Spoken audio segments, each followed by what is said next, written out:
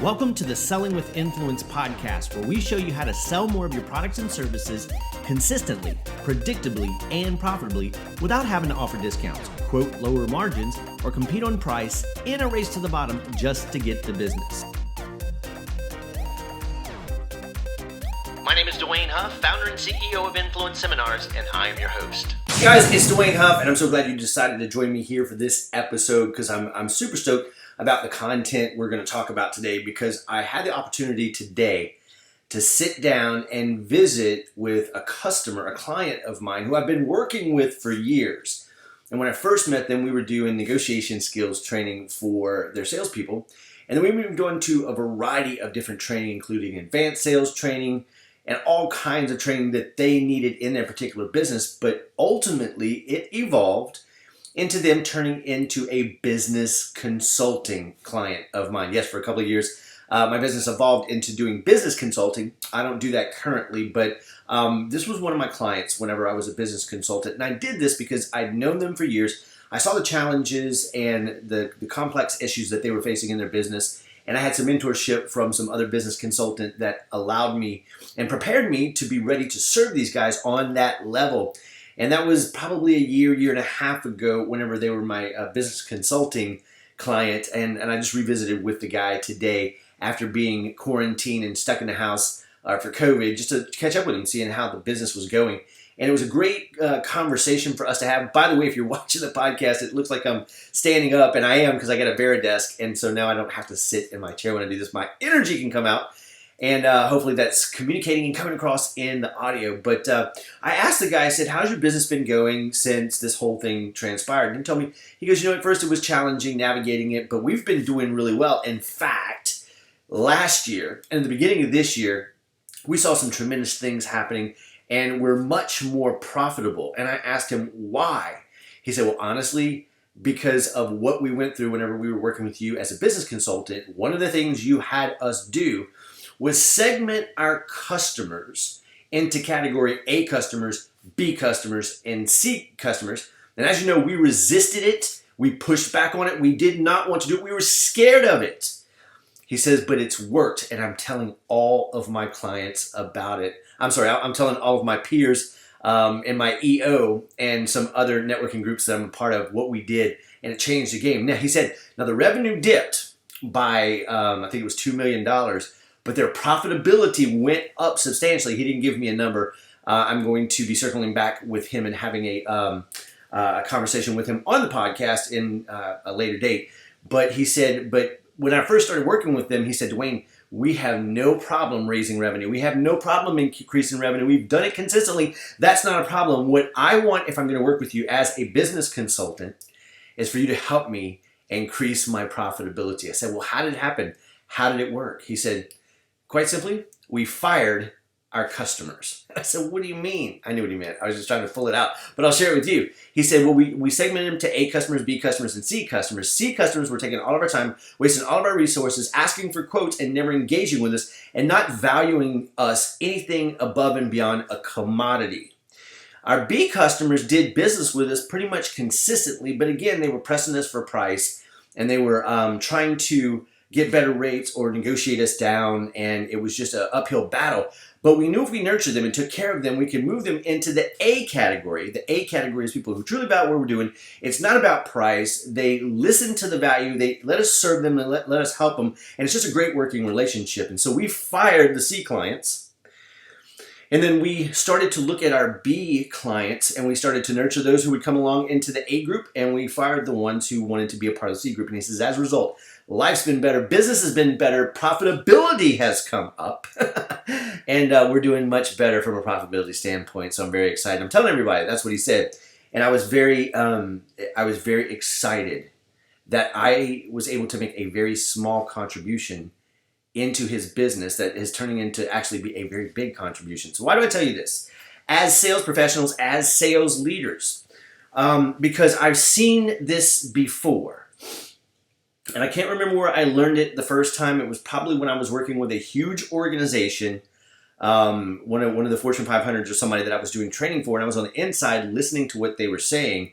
And I know I got this somewhere along the way, but it made so much sense. In fact, it's made so much sense ever since then. I've been training. When I've been training, doing sales training or negotiation skills training, whatever I'm doing out there, doing my Selling with Influence program, I listen. And whenever somebody has a challenge with their customers, taking their time, wasting their resources, not being a good fit, I tell them that. I say, have you segmented your customers into A customers, B customers, and C customers? And have you fired the C customers? And it's like blasphemy. It's like sacrilege. They push back. They lose their mind. Oh, we can't do that. We've got to take care of everybody. In fact, I was a director of training at a company. And when I even suggested that we do that, middle management, frontline people, and even some of the executive management cringed and they pushed back. And I think the only person who really understood and knew that that was a valuable thing was the CEO who had hired me on, because he'd been a sales professional on the inside and the outside and ascended to being president and CEO. And so I knew there was merit to it because I'd seen it across the board. I was just second guessing myself. And I tell you what, when I sat down today and got another confirmation that this is a profitable way, I had to come share it with you guys, because as sales professionals, now, if you're a sales professional, I'm talking to you differently than I'm talking to a sales manager or a sales leader, right? And I kind of have to be, but as a frontline sales rep, if you have, I'll give you an example, just so you know I'm not talking theory here. I'll give you an example. As a frontline sales professional, when I was in pharmaceutical sales, I talk about that a lot because that was the biggest thrust and consistency of my selling career. The last 6.5 years of my selling career was in pharmaceutical sales before I started my company. And I was calling on a list of 120 to 140 doctors on a 2, 3, or 4 week rotation. And whenever everything fell out and all the odds came, or all the numbers and the data and the statistics came in, the reality of the situation was it's the Pareto principle. 20% of the doctors were writing 80% of the business, and 80% of the doctors were writing 20 or less. And my bosses would tell me, Dwayne, fire your doctors.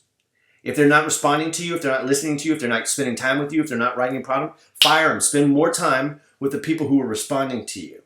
And that was the whole premise of what we talked about with this particular client. And it's the whole premise that I've seen at bigger companies. So in any given business, does not matter unless you're selling rocket ships or ocean liners or Boeing 7, I don't care, big things, Lockheed Martin, but big things where you have a limited amount of prospects and potential clients, this wouldn't apply to you. But it might, because I've never been in that situation. But if you're in big tech, or if you're in IT, or if you're in lumber, or if you're in construction or construction materials, or cell phones, or it does not matter. I have been across the industries, either working for or training in each one of the industries. I can say without fail, without exception, except there's exceptions to every rule, you'll have to make this discernment that when you're a frontline sales professional, you're going to have so many hours in a day. You can't get to everybody. You can't serve everybody. And there's going to be some people who just waste your time, wear you out. And you have to figure out who those people are and segment them. Who are my A customers who take care of me, or my A clients, or my A prospects? What do they look like? What do they do? How do they appear? What kind of actions do they take? How do they listen? How do they respond? And look at the cream of the crop and call them your A customers. The B customers are on the fence. You can sway them one direction or another if you take the time, the energy, the effort, you do your research, you spend time with them, you have great conversations, and you do diligence in those accounts or with those customers. And C customers are just wasting your time. They call on the phone, they're price shopping you, they're asking the same stupid questions. You know what I'm talking about, right? Especially if you're dealing with the public. But you have those same ones. They'll call, hey, I need a quote on this, and you send over the quote, it goes into a black hole, you never hear. You call to follow up, they ghost you. It just doesn't work. You've got to look at those patterns and look at your history. And if you've been in your territory, if you've been in sales for a year or two, especially in the same territory, you know who those people are. You're thinking about them right now. They're in your head. You know who your A customers are, your B customers are, your C customers are. If you're brand new to your territory or you're brand new to sales, you don't want to be hasty in making these decisions. However, whenever you start to suspect and you start to segment that this customer, so let's say it's Mr. Johnson at ABC Company, and he's just wearing you out. He never buys from you. He always gives you a hard time, and he price shops you, and he makes you jump through hoops and run his errands and buy his dog food and all that kind of stuff. Happened to me one time, actually. You start to see these A, these B, and these C customers. And here's what I learned from this client that I sat down with today, here's what I've seen across industries is that when you stop responding to, serving, helping those C customers, and listen, I know, if you're watching this, look at me, I know this is the same conversation that I had with this business owner. He says, Dwayne, we can't do that. We'll lose business. And I said, no. I said, nothing from nothing is nothing. If they're wearing you out, not respecting you, beating you up on price, and price shopping you, let them go. Now, when they call and you pick up the phone, yes, you got to be nice, curse, and professional to them. That's the conversation we had. But you don't have to give them your time, your energy, and effort proactively. But know who they are. And don't be so quick to follow up or to respond or to, whenever they get your goat, know where it's tied and then you start chasing it, right? Don't do that. Know who your B customers are and do your best to nurture them. But if you realize they're not going to respond, they go in the C category. Fire them. And your A customers, invest 80 to 90% of your time nurturing, building relationships, helping, serving, solving problems for those people. And I guarantee you between the A's and the half of the B's, maybe even 20% of the B's that you nurture, your commissions, your sales, your revenue, and your profitability. Maybe not your revenue, but your profitability, especially if you have flexibility and margin, will go up. Now, for those who are sales leaders who are just, you're cringing, you're mad, you're cussing me out, you're dropping bad comments, listen to me. Listen to me. I've worked with over 200 companies. I've been across probably 50 to 75 industries within working with those 200 companies. I've worked for 15 across industries. I've had conversations with top-level executives, CEOs, frontline people, middle managers, executive managers, and I can tell you this. What I'm telling you is give it a try. But beware, because this happens every single time. I saw it at Capital One Bank. I saw it at this company that I was working with, that I had lunch with today, a smaller company. I won't say the name. I don't have permission. And several other big companies that whenever they segmented their market and they started to nurture and serve the A's and the B's, their revenue went down. But in many cases, like the guy I was sitting with today, their profitability went up, or their revenue started to increase again, because they were getting wallet share. They were getting more business from the people that they were taking care of, even when they let go of those C customers, right? If you want to talk about this, find some time on my calendar. If you go to sellingwithinfluence.com, down there's a place to contact me. I think there's even a link to my calendar. Grab a spot on my calendar. Let's talk about it. I'll show you how to make it in your world. We'll just have a conversation, me and you. No charge. Let's just do it, and I'll show you how to lay it out. And we can beat it up. We can debate it. You can come on my podcast, and we'll beat it up and debate it, and I'll help you solve that problem. And when you're over there, be sure to grab the free training for your sales reps, or if you're a sales rep, go over to sellingwithinfluence.com and grab that.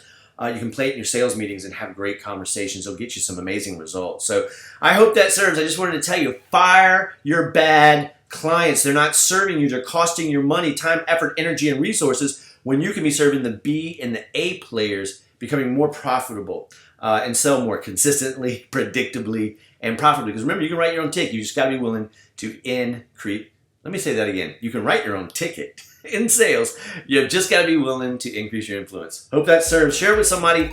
Subscribe to the podcast if you haven't already. And if you're on YouTube watching this, subscribe to the channel. Hit that little bell. You'll know when I go live. And I'd love to hear from you. What would you like to know more about in the context of selling with influence? I'm here to serve. Have a great day. Bye-bye.